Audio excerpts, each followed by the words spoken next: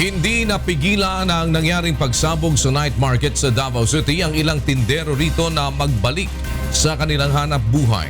Mula sa Davao City, may hataw na balita si Janice Inhente live. Yes, Janice.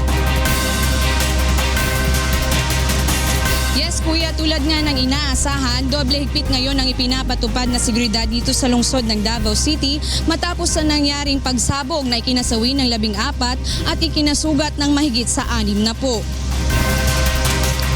Nag-deploy na ng mga pulis at mga sundalo sa buong lungsod na nagpapatrolya sa loob ng 24 na oras. Hinigpitan na rin ang mga checkpoints sa iba't ibang lugar sa lungsod, partikular na sa mga entry at exit points.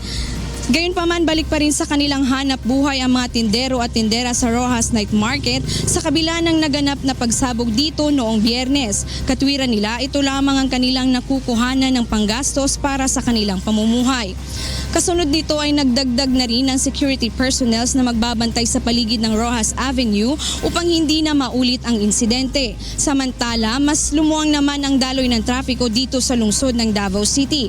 Dahil nitong weekend ay dumalang na ang mga namamasyal sa mga pampublikong lugar, bunsod ng umano'y kumakalat na banta na muling pambobomba.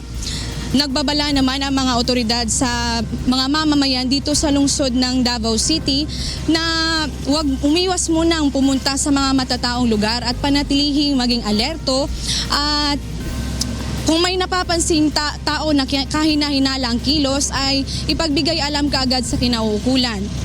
Yan muna ang update mula dito sa Davao City. Balik sa iyo, kuya.